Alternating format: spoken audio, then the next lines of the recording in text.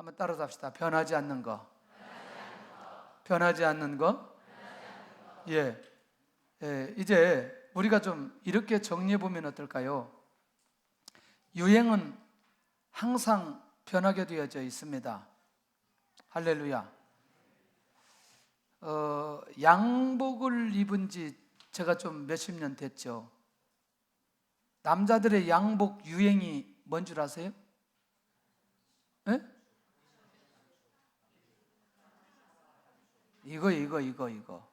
이거 넓었다 좁았다, 맞죠? 그 다음에 또 하나, 단추? 응, 그렇지. 그런 걸 못 입어봐가지고 제가 이것만 입어봐가지고 단추를 3개 달고 2개 달고, 그 다음에 또 하나, 그렇지, 하나 더 달고, 그렇지, 여기 트고 옆에 트고. 그러니까 요즘에는 이게 별로 유행이 없어요. 아무거나 옆에 트기도 하고 뭐 뒤에 트기도 하고. 남자는 이렇게 뭐 별로 이렇게 유행이라고 말할 때 크게 뭐 저기 하진 않아요. 여자들 유행은 잘 모르겠어요. 옷을 너무나 많아 이게. 그래서 어느 게 좋은지 어느 게 나쁜지 이걸 잘 구분을 못 하겠어요. 그런데 한 가지, 유행의 목적은 뭐예요? 누가 만들어 놨어요? 누가 만들어 놨어요? 왜? 돈 벌려고. 왜? 돈 벌려고. 이거 계속 이렇게 하면 안 되잖아요. 조금 넓혀야 되잖아요. 맞죠?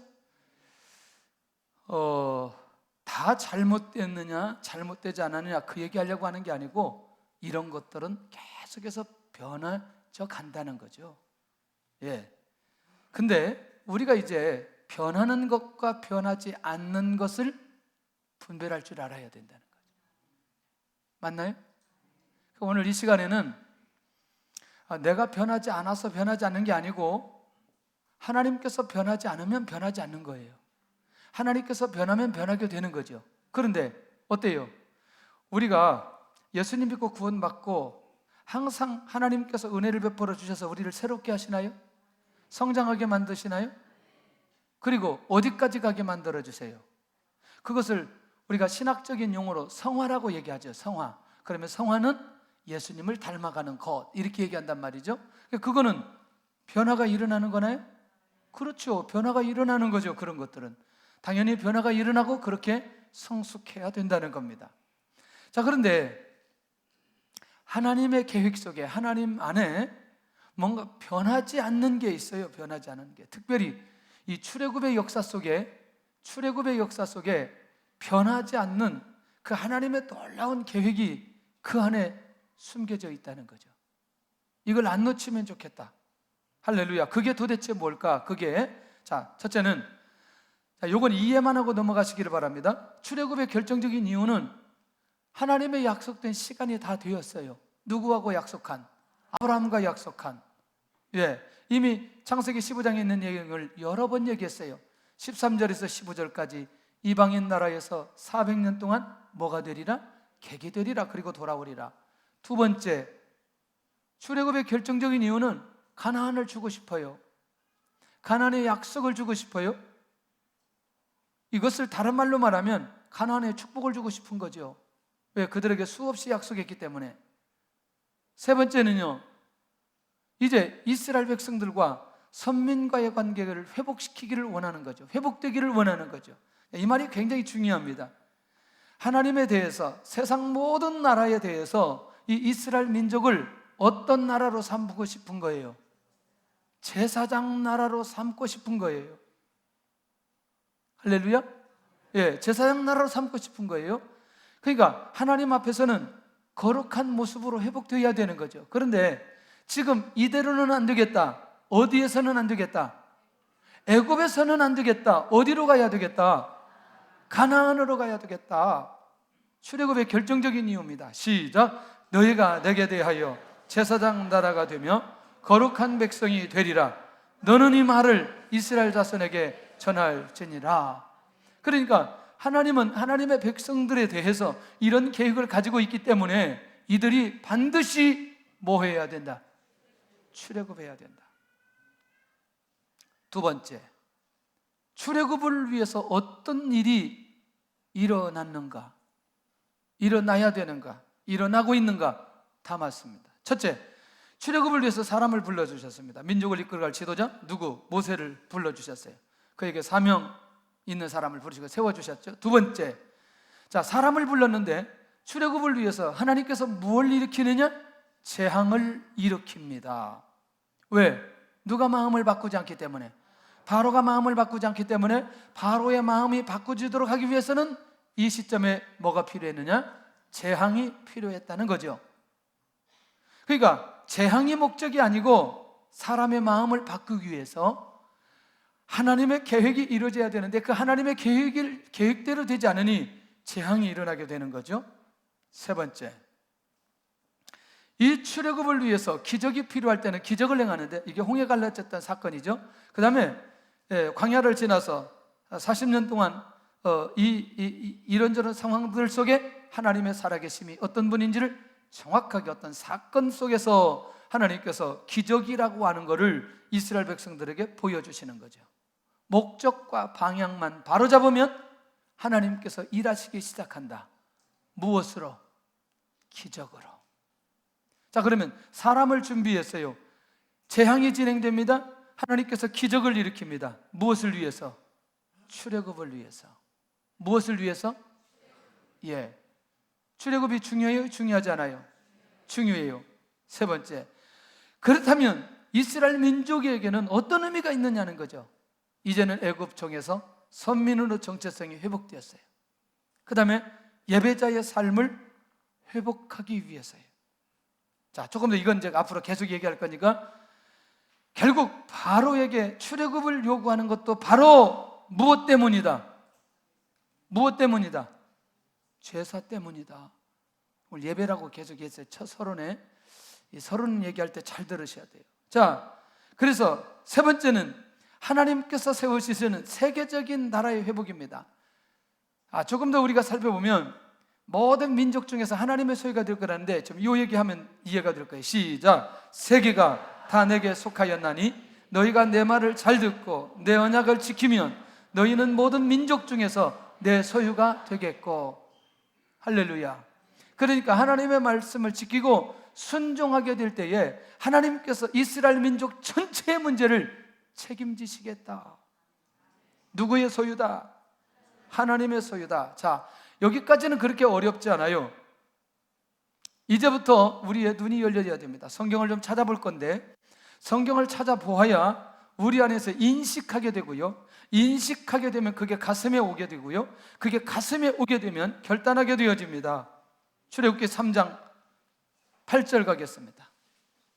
3장 18절. 자, 조금 이제 진도를 빨리 가면서 3장 18절 가는데, 적게 하지 말고 크게 하시길 바랍니다. 시작. 그들이 내 말을 들으리니 너는 그들의 장로들과 함께 애굽 왕에게 이르기를 히브리 사람의 하나님 여호와께서 우리에게 임하셨은즉 우리가 우리 하나님 여호와께 제사를 드리려 하오니 사흘길쯤 광야로 가도록 허락하소서 하라. 할렐루야. 무슨 얘기예요?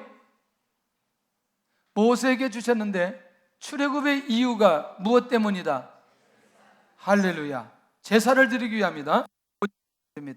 5장 1절 시작. 그 후에 모세와 아론이 바로에게 가서 이르되 이스라엘의 하나님 여호와께서 이렇게 말씀하시기를 내 백성을 보내라. 그러면 그들이 광야에서 내 앞에 절기를 지킬 것이니라 하셨나이다. 아멘.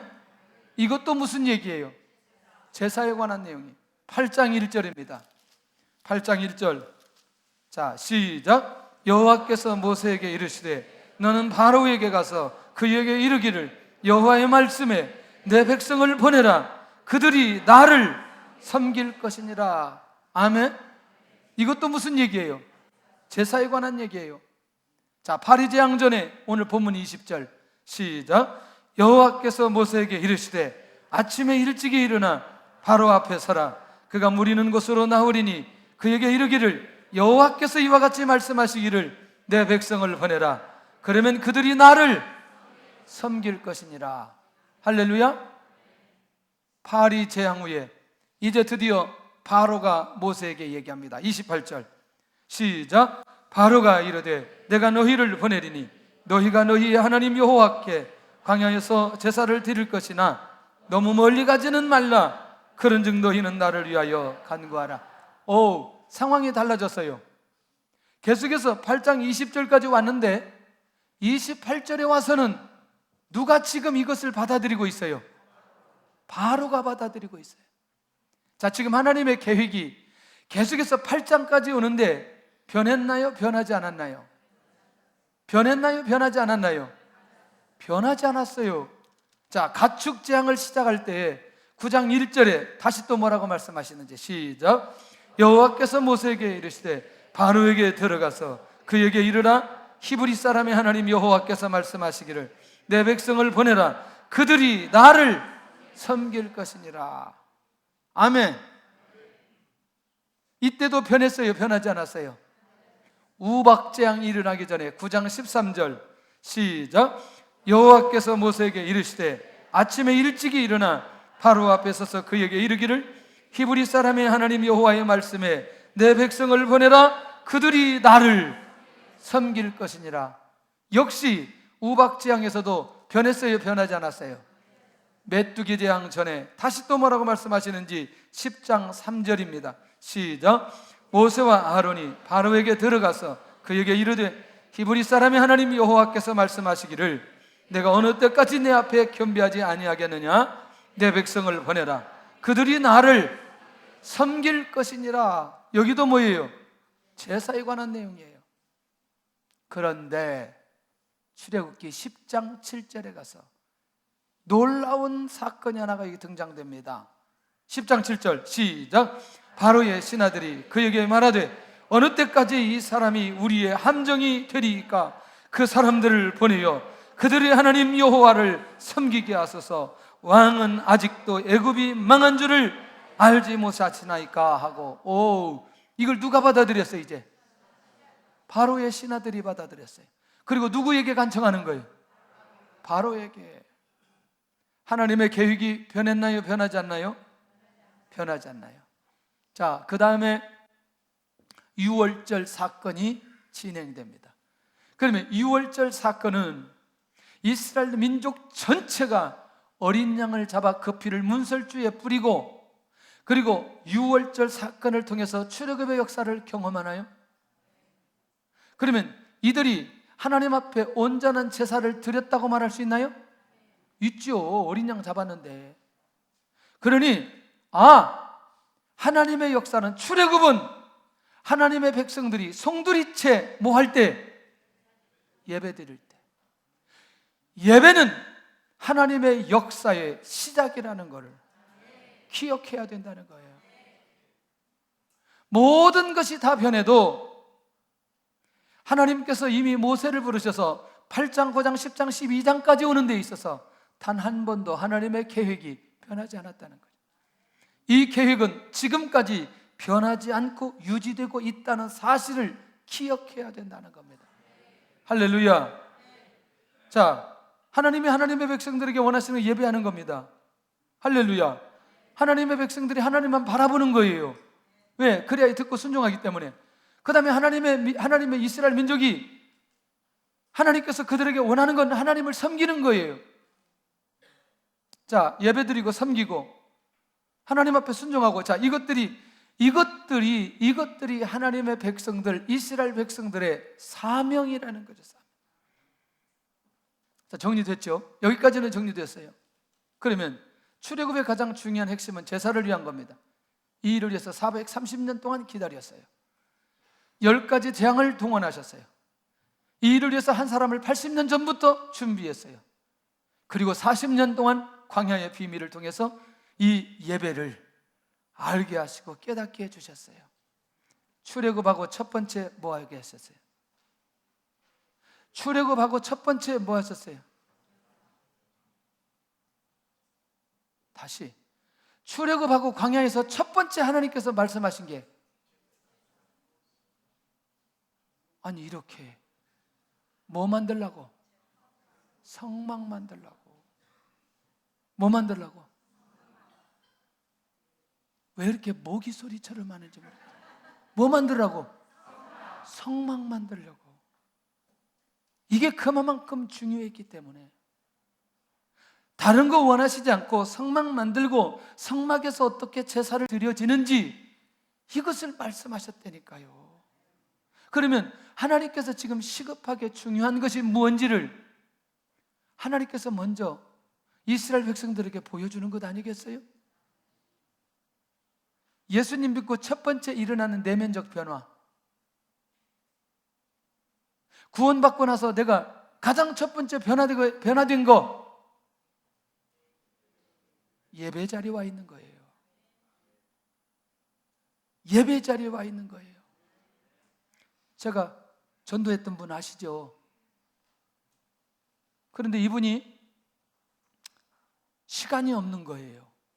식당을 하기 때문에. 다시 또 쫓아갔죠. 금요일만 나와, 금요일만. 그 내가 앉아서 사람은 하나님 앞에 예배를 드려야 된다. 예수님 믿고 구원받았는데 금요일만 나오지 말고 주일날 꼭 나와라. 주일날은 1부, 2부, 3부, 4부까지 있다. 주일날 예배 드리고 아직 믿음은 그렇게까지 안 되니 일단 그 나머지는 알아서 하든지 일단 1부 예배부터 나와라. 아, 그렇게 하겠대. 오늘 1부 예배 나왔어요. 그래가지고 예수님 믿고 나면 가장 먼저 제 안에 무슨 변화부터 일어난다? 예배 변화부터 일어난다는 사실입니다. 굉장히 중요한 거죠. 왜 PPT 안 올려주는 거예요? 왜 자꾸 카메라가 왜 돌아가는 거죠? 그냥 놔두세요. 자, 그러면 이제 이 부분을 놓치지 않아야 되겠다. 그게 뭐냐면 이스라엘 민족의 전성기는 언제 이루어졌나?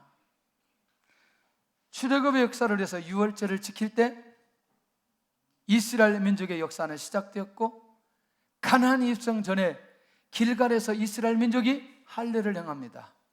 자, 우리는 하나님의 자녀이고 우리는 하나님의 말씀대로 살고 하나님의 언약이 우리를 통해서 이루어지기를 원합니다. 그리고 난 이후에 여리고 전쟁하는데 그때부터 이스라엘 민족들이 가는 곳곳마다 이 전쟁이 승리로 인도함을 받게 됩니다. 할렐루야. 세 번째, 사무엘 시대에 미스바에서 금식하고 회개하였던 사건 기억하시죠?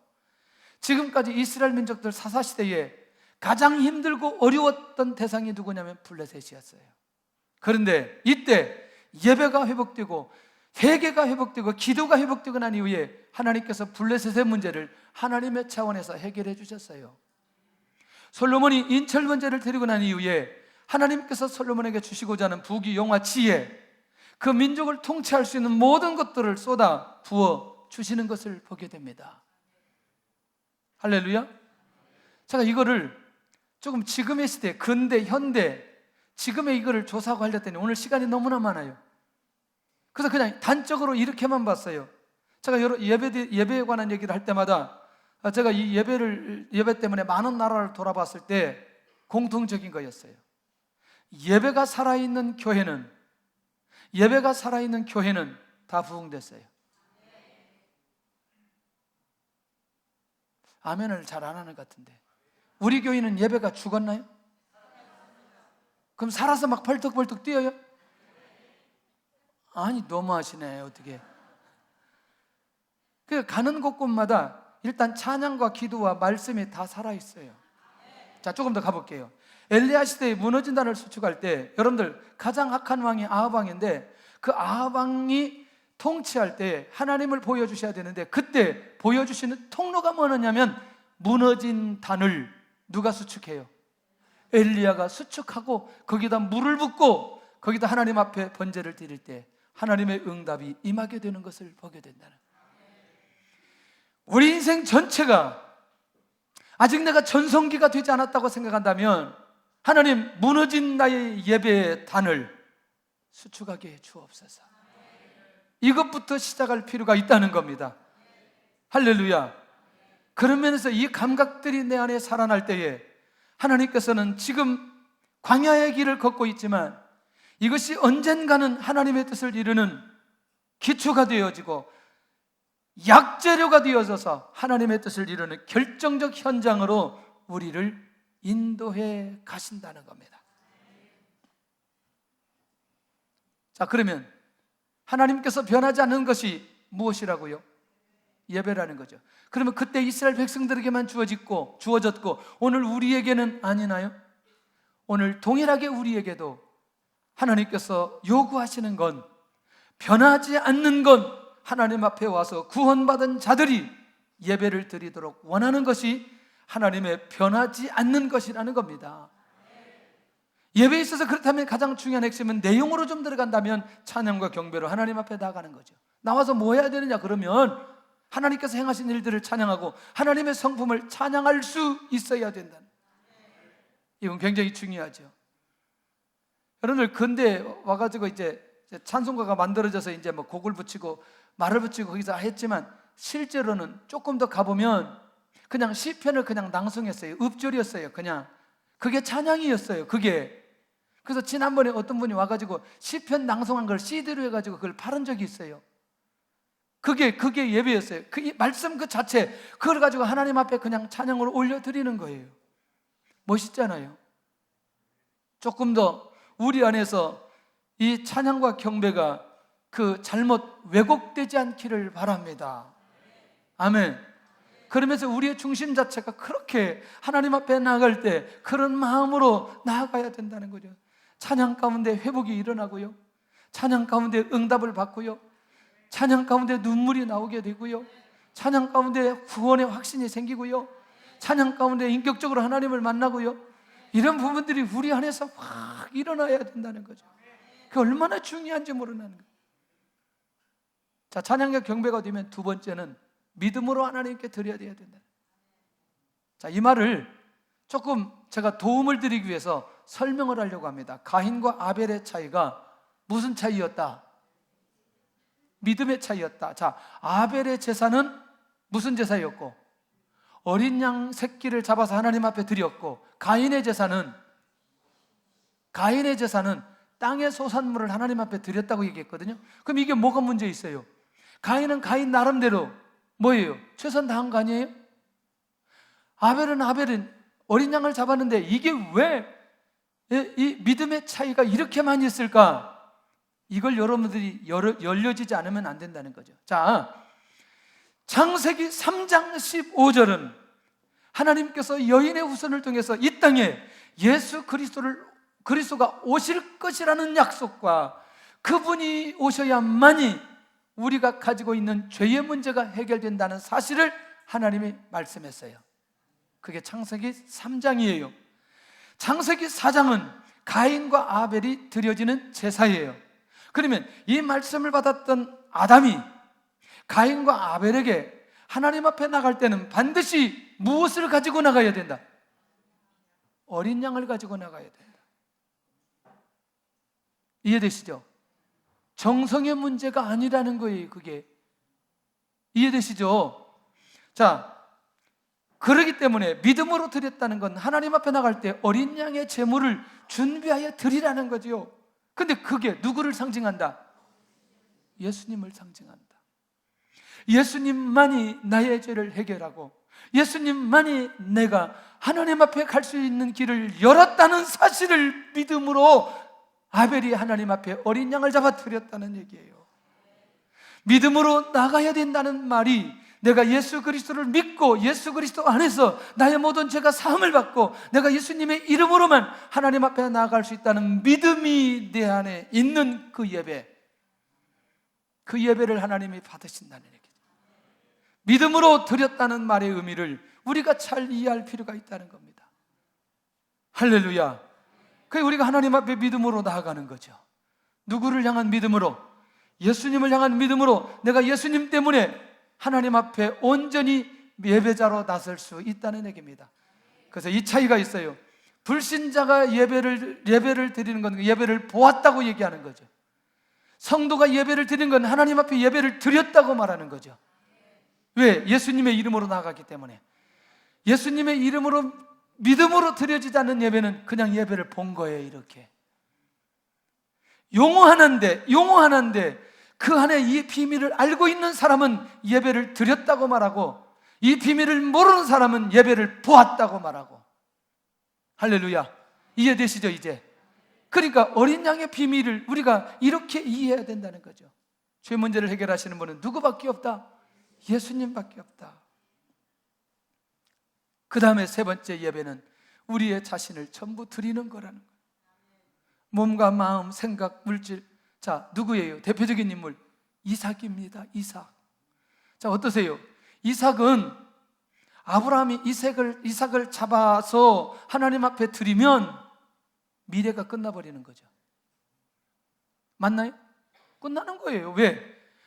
자, 민족의 조상, 복의 근원, 그 이름을 높여주는 거, 이게 결국엔 누구를 통해서 이루어져야 되는 거예요. 누구를 통해서? 근데 그 이삭을 어떻게 하라고? 번제로 잡아서. 할렐루야! 할렐루야! 조는 사람들을 번제로 잡아서 드려야 된다고 하면 어때요? 그렇게까지는 하나님 말씀하시지 않신데. 그럼 내가 3부 때는 2부 때 한번 열 받아가지고 약간 열이 식혔어요 지금. 괜찮아요. 2부 때. 그리고 열은 3부 예배 드리는 분들 감사하게 생각해야 돼. 아마 2부 때 졸았으면 또 폭발할 건데 3부 때 졸아가지고 2부 때 해가지고 어쨌거나. 자, 중요한 거. 자, 이삭을 잡아 드리면 뭐가 끝난다? 그렇지, 약속. 그럼 약속은 지금이에요, 미래예요? 끝난다는 거죠. 하나님 앞에 내가 예배를 드린다는 건 내 자신의 전부를 드린다. 내 미래 끝난다는 거죠. 누구한테 맡기는 거죠? 하나님께 맡기는 거죠. 그러면 아브라함의 미래가 끝났나요? 이삭의 미래가 끝났나요? 이미 그 이삭을 받으시고 그 아브라함을 받으시고 하나님께서 새로운 축복과 은혜를 그 아브라함과 그 이삭에게 허락해 주시는 것 아니냐는 거예요. 할렐루야. 난 지난주에 그 최성원 교수님 와서 막 그렇게 했잖아요. 우리 이 집사님이 훨씬 더 노래 더 잘하는데 네. 앉아서 그랬어요. 그래서 집사님 준비해요. 철야 때 한번 자기 간증을 해가지고 그렇게 한번 스토리를 만들어 가지고 정말 하나님 앞에 마음껏 찬양해. 그 유튜브 다 올려버릴 거야 내가. 나한테 그래 강력한 감동을 주셨어요. 왜냐하면 내가 그것을 통해서 하나님 앞에 예배자로 나갈 수 있는 거 아니겠어요? 얼마든지. 그러니까 내 자신 전부를 하나님 앞에 드리는 게 무엇이다? 근데 그 예배가 보는 예배가 되어서는 안 된다는 거죠. 드려지는 예배가 되어야지 보는 예배가 되어서는 안 된다는 거죠. 그러니 드려지는 예배는 그의 인생을 하나님께서 책임져 주시고 하나님의 약속이 확실하게 이루어질 것이라고 하는 그 약속을 우리가 놓치지 않아야 된다는 거죠. 예배의 궁극적이고 중요한 것은 나의 가장 귀한 몸, 그 다음에 내가 하나님 앞에 물질로 드려지는 그 예물, 주님께 드려지는 것이 예배고, 그래서 이것에 대해서 아주 대표적인 사람들이 누구냐면 동방박사 세 사람이 황금과 유황과 몰약을 예수님 탄생할 때 주님 앞에 경배 예물로 드리는 것을 보게 된다는 거예요. 할렐루야. 주님께 경배하기 위해서 어디서부터 출발되어지는지는 모르지만 별을 따라 결국 주님 만나고 그리고 주님 앞에 그렇게 드려지는 그게 진정한 예배 아니겠냐. 할렐루야. 멋있어요? 얼마나 멋있어요. 제가 예배를 이거 준비하면서 유럽의 한 사람이 예배를 드리는데 2시간 반 드리는데 그 예배를 드리기 위해서 3시간 달려오는 거죠.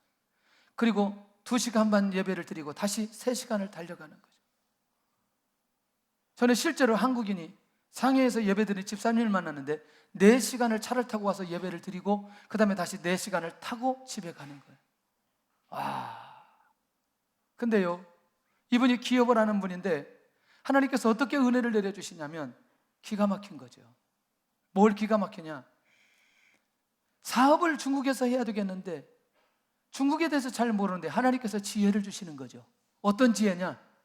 그 지역에 있는, 그 지역을 잘 알고 있는 사람을 직원으로 채용하게 되어서 그 친구를 통해서 사업이 진행되도록 하는데 너무나 하나님께서 잘 열어가시는 거예요. 뭘 받으시는 거죠? 그 충심 받으시는 거죠. 자, 결국 그런 면에서 찬양도 반드시 어디에서 나와야 되느냐? 하나님의 말씀에서 나와야 되는데, 자, 여기 한번 보고 시작. 그러므로 우리는 예수로 말미암아 항상 찬송의 제사를 하나님께 드리자. 이는 그 이름을 증언하는 입술의 열매니라. 찬송의 무엇을? 제사를 누구에게 드리자? 하나님께 드리자. 왜 찬양할 때 입 닫고 있죠? 아니, 어떤 사람이 닫아서 얘기하는 거죠. 찬양할 때 입을 닫으면 안 된다는 거예요. 이것도 뭐다?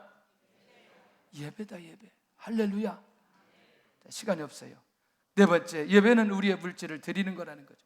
하나님께 중심을 드리는 것, 그리고 사람에게 선을 행하는, 그것도 이제 예배가 복합적인 건데, 일단 우리가 하나님 앞에 나와서 물질을 드린다라고 하는 건 어떤 의미가 있냐면, 내 마음, 내 중심을 하나님 앞에 드리겠다라고 하는 의미가 그 안에 있다는 거죠. 하나님은 이 같은 제사를 뭐 하신다? 기뻐하신다.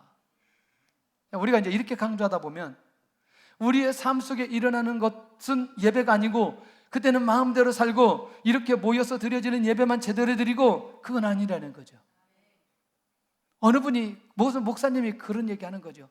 예배 끝나고 슈퍼에 가가지고 성경 찬송가 들고 가가지고 깎아달라고 싸우고 있다는 거죠. 놀렐루야? 성경 찬송가는 왜 들고 있고, 아니면 왜 깎아달라고 그러고, 슈퍼에서 깎아봐야 얼마나 깎였는지. 그것도 무엇이다? 예배다. 할렐루야. 내가 이 가까이 탁구장에 가면서 가장 힘든 게 뭔 줄 아세요? 지면서도 웃어야 되는 게 힘든 거예요, 이게. 왜냐면 그게 예배라고 생각하니까. 지면서도 웃으면서 상대방을 막 인정해 줘야 되는 게 쉬워요, 어려워요? 아주 어려워요, 저한테는. 너무나 어려워요. 아니, 뭐 다 이기고 지고 하는 건데, 하다 보면 질 때가 있어요. 어제는 영 안 풀려, 이게. 짜증내기도 하지만 내가 목사라는 사실을 다시 깨닫고 다시 웃기 시작했어요. 그랬더니 이기기 시작하더라고요.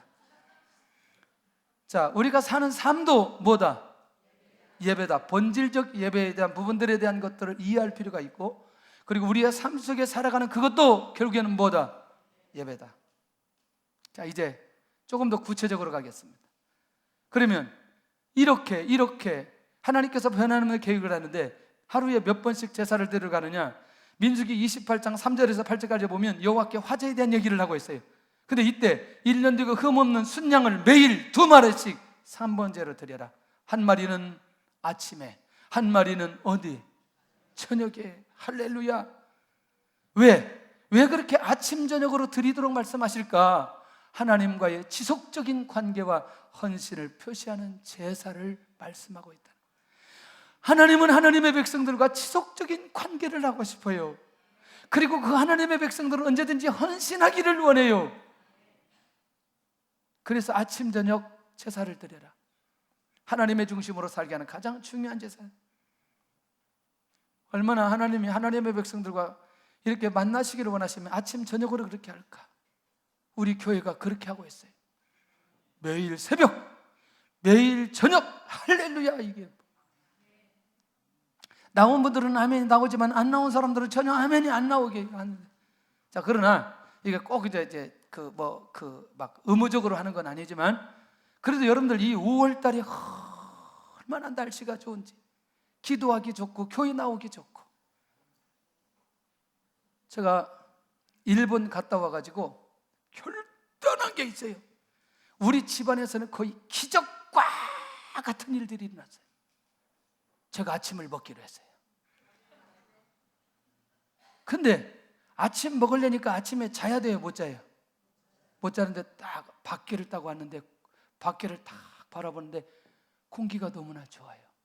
그리고 아침에 그 환경이, 이런 걸 놔두고 아침밥 안 먹고 잠깐씩 잔다고 잤구나. 굉장히 억울하더라고. 왜 아침에 주시는 그 은혜를 놓치는지 모르겠어요. 왜 놓치는 거예요? 왜?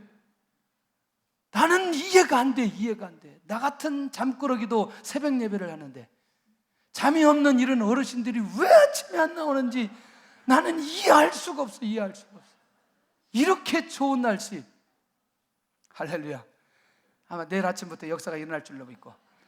저 주게 다 하라고 하는 건 아니에요. 그래서 그분들을 위해서 다시 저녁에 또 있어요. 아침에 못 나오시는 분들을 위해서 저녁에 또 주시는 은혜가 이게 얼마나 많은지. 이게 나오신 분들만 하면 나오죠. 아침 저녁으로 뭘 드려라? 아니 제 얘기가 아니고 이스라엘 민족에게 민수기 28장에 하나님이 그렇게 하셨다니까요. 나는 지금 어떤 예배에 집중하고 있는가? 나는 아무것도 못하고 있습니다. 이런 분들이 태반일 거예요 아마. 그런데 이제 어느 정도 우리 교회가 이제 이렇게 체제화되어서 감사한데, 여러분들 이게 뭐 율법적으로 여러분들 나와야 된다고 생각하면 굉장히 힘들지만 은혜를 받기 위해서 나와야 된다고 생각하면 괜찮을 거다. 여러분들 하나님의 큰 은혜가 있게 될 줄로 믿고요. 금요철 예배는 왜 시작되는지, 십자가에 못 박히신 주님을 묵상하면서 그 밤을 기도의 밤으로 인도받기 위해서 금요철 예배를 우리에게 허락하여 주셨어요. 저는 30년 가까이 거의 쉬어본 적이 없는 것 같아요. 정말이에요. 이때 주시는 은혜가 너무너무 귀하기 때문에. 제가 어느 교회 부교육자로 갔는데 사역자는 저 혼자밖에 없어요. 목사님하고 교육전사 저 혼자. 근데 이 교회가 새벽 예배도 신통치 않고 금요 철야 예배는 없애버리고 수요 예배는 대충 가고 그러더라고요. 그래서 제가 목사님한테, 목사님, 아니 교회가 왜 예배를 안 드리냐, 금요 철야 예배를 왜 안 드리시냐고. 이거 예배 드려야지. 그래서 부활했어요. 제가 여러 가지 부활했어요. 아니 왜 교회가 예배를 안 드리느냐. 근데 목사님이 그렇게 하자니까 뭐 이게 열심히 하자는데 이게 반대할 수 없잖아요. 담임 목사님 계속 그렇게 교회는 기도해야 됩니다. 특별히 금요일 날 깨어서 기도해야 됩니다. 그 제가 그랬어요. 목사님 부탁이 하나 있습니다. 뭐냐? 제가 한국 교회에 금요 철야 예배 은혜롭게 하는 데를 제가 보고 오겠습니다. 시간 좀 달라고. 그래서 제가 한국 교회 한 달 동안 돌아다녔잖아요. 저 철야 집회 강력하게 하는 교회들. 사실은 우리가 개척하고 제가 이 철야에 대해서 폼을 짤 때에 그렇게 다니고 난 이후에 그 부교육자로 있었을 때는 제가 못했지만 내가 개척하고 난 이후에는 내가 철야 예배만큼은 이렇게 해야 되겠다. 그것을 다 돌아보고 난 이후에 지금 현재 우리의 예배 형태였어요. 그랬더니 이것을 나중에 많은 사람들이 열린 예배로 하면서 이제 순서들 다 없애고 바로 가는 그런 예배로 거의 다 바뀌어지기 시작하더라고요. 이걸 제가 30년 전에 시작했습니다. 아무도 이렇게 예배 드리지 않을 때, 성도들 몇 명 없을 때 그냥 그렇게 했어요. 고등학생 하나 기타 치고. 그런데 하나님께서 그때 은혜 주시기 시작하더라고요. 그것을 너무너무 소중하게 생각하고 그 예배를 목숨 걸고 하나님 앞에 드리니까 하나님께서 그 예배 가운데 임재하여 주시고 역사하여 주시고 은혜를 내려주기 시작하고, 같이 모임하는 우리 개척교회 목사님들이 그런 얘기 하더라고요. 예배에 대해서 아무리 많은 얘기를 들어도 안 된다. 직접 새가는교회 가서 예배를 드려봐야 된다. 드려봐야 하나님께서 주시는 은혜가 어떤 것인지 그거 알 수 있다. 그렇게 얘기하는 거죠. 지난 금요일 밤도 이 전 목사님이 우리 교회 와가지고 이야 어떻게 금요일 날 이렇게 모이냐는 거죠. 이게 오라고 해서 오게 되겠냐고요. 자, 하나님의 은혜라고 생각해요. 여러분들 놓치지 않기를 바랍니다. 단순하게 의무적으로 예배를 드려야 된다 이 개념이 아니라는 거예요. 이건 변함없는 하나님의 계획이고 하나님께서 우리에게 요구하시는 것이기 때문에 이걸 놓치지 않아야 된다는 거죠. 은혜 속에 들어가고 주님의 관계를 회복하는 마음 아니겠냐는 거죠. 할렐루야. 4시까지 해야 되는데 11시에 마치잖아요. 이게 지금 본래는 4시까지 해야 돼요. 그래서 안 나온 사람들 중심으로 해서 4시까지 할 계획이 있는데 나오면 뭐 그렇게까지 할 필요는 없고. 자, 예배를 그러면 어느 날에 드리도록 하셨느냐? 우리가 잘 아는 대로 안식일에 드리도록 했는데 안식일과 주일의 차이점을 빨리 좀 정리한다면 금요일 저녁부터 토요일 저녁까지 안식일인데 우리는 주일날 예배를 드리고 있다는 거죠. 그래서 이제 예수님이 부활하시고 난 이후에 많은 사람들이 모였어요. 야, 우리가 뭐 예수님이 이 땅에서 가장 획기적인 사건이 뭐냐? 예수님이 이 땅에 오신 거 부활하신 거다. 그러면 주님의 부활하신 날을 기념하기 위해서 주일을 지키자. 그래서 주의를 지키게 되어졌다는 거죠. 자, 근데 이날에 성일의 오락을 행하지 않고 안식일을 즐거운 날로 지키도록 하게 되어질 때에 무엇을 약속했느냐는 거예요. 첫째, 여호와 안에서 즐거움을 얻을 것이다. 두 번째, 너를 땅의 높은 곳에 올리겠다. 세 번째, 야곱의 조상의 업으로 기들이라. 할렐루야. 그렇다면 여호와 안에서 즐거움을 얻는다는 게 뭘까? 이 땅에 누릴 수 있는 최상의 기쁨이 여호와 안에서 누리도록 만들어 주시겠다. 이 기쁨은 누구에게도 빼앗기지 않은 기쁨이고, 이 기쁨의 근원이 누구에게 있기 때문에? 하나님에게 있기 때문에 지속적으로 유지할 수 있는 기쁨이라는 거죠. 혹 여러분들이 이런저런 상황 때문에 예배를 드리지 않았을 때 가장 첫 번째 나타나는 현상 뭐예요? 기쁨이 없어요. 우리 안에 기쁨이 없어요. 예배를 내가 빠뜨렸을 때, 이런저런 상황 때문에 예배를 내가 놓쳐버렸어요. 놓쳐버렸을 때 가장 먼저 우리 안에 이 기쁨이 있지 않다는 거죠. 그런데 그럼에도 불구하고 내가 하나님께서 원하시는 그 자리에 예배를 드리고 났을 때 반드시 그 안에 뭘 주시느냐? 기쁨을 주세요. 제 육체가 어떻게 반응하는지 제가 이제 알려드리면 이해가 될 거예요. 제가 가장 배고플 때가 어느 때냐? 금요일 날 철야 끝나고 그 다음에 주일 날 저녁이에요. 너무너무 배가 고파. 왜 그러냐면 하루 종일 금요 철야하고 이렇게 예배드리고 나면 내 안에 기쁨이 충만하기 때문에 내 안에 있는 게 다 소화되어 가지고 너무나 밥이 맛있어요. 그래서 금요일 날 저녁에는 반드시 라면을 먹어야 돼요.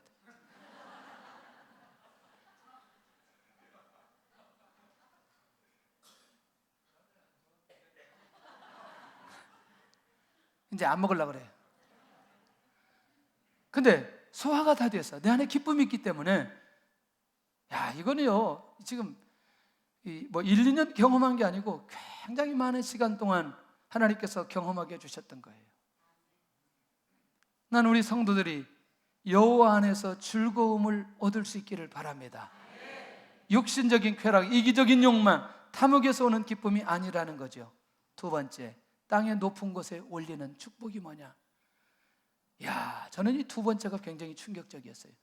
주변 대적들을 정복하게 하는 의미의 축복입니다.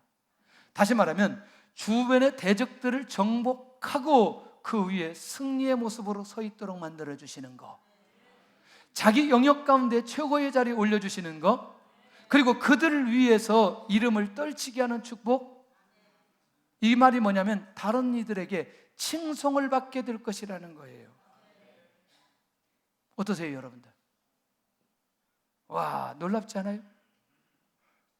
또 이 밥 먹을 때 전 목사님이 그런 얘기 하는 거예요. 이 다윗과 요나단 오신 분이 우리 교회 처음에 집회하고 갔었을 때는 우리 교회가 어떤 교회인지 몰랐대요.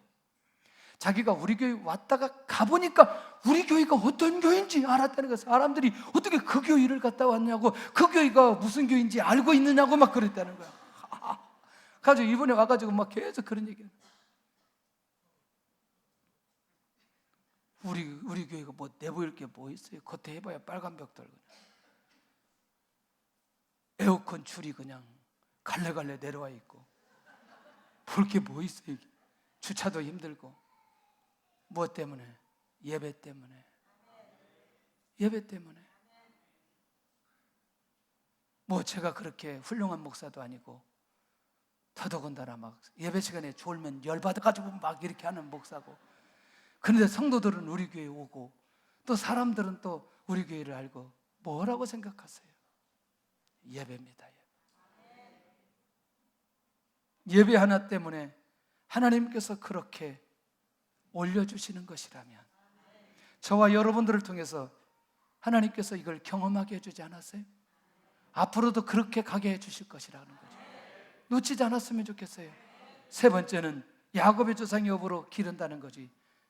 굉장히 충격적입니다. 여기에 창세기 31장 14절에 나헬과 레아가 아버지로부터 유산에 관한 얘기를 하는데, 부모로부터 내려오는 유산과 하나님께서 주시는 유산 동시의 것들을 하나님께서 복으로 주시겠다는 거예요. 와, 충격적입니다.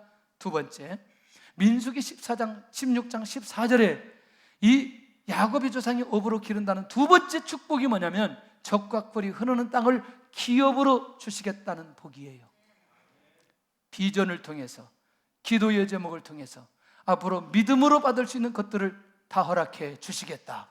세 번째, 신명기 9장 29절에는 뭐냐면 주의 능력과 하나님의 펴신 팔로 인도하시겠다는 복이에요. 하나님의 능력이 나타나고 하나님이 직접 인도하시는 그 복을 허락해 주시겠다. 놀라운 거죠. 안식일을 지키는 자들에게 이런 복을 약속해 주신 것이라면, 예배에 집중하는 자들에게 이런 복을 약속해 주시는 거라면 왜 놓치냐는 거죠. 할렐루야. 통합적인 하나님의 축복이 나를 지키며 예배하는 자에게 약속해 주셨다는 거죠. 나는 이 축복을 받고 있는지.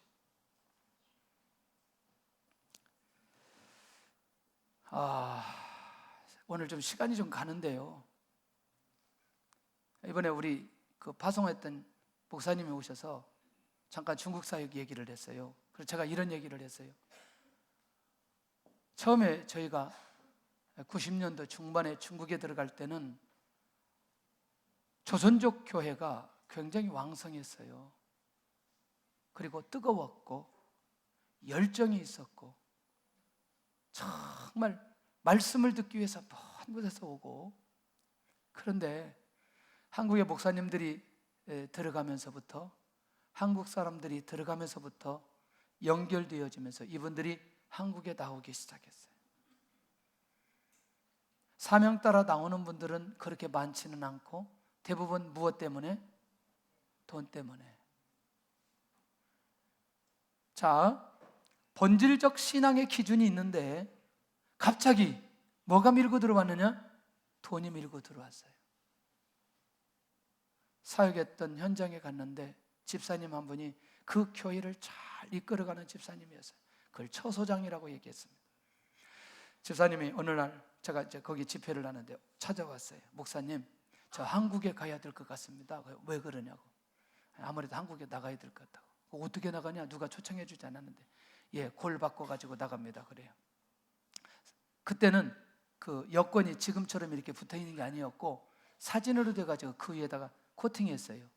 옛날에 아시죠? 그러니까 사진을 바꿔서 이게 바꿔서 갈 수 있다는 거예요. 골 바꾼다는 그 말 처음 알았어요. 근데 그래서 얼마 들었냐 그랬더니 그때 당시 2,500원 들었다는 거예요. 그래서 2,500원을 제가 줬어요. 취소해라.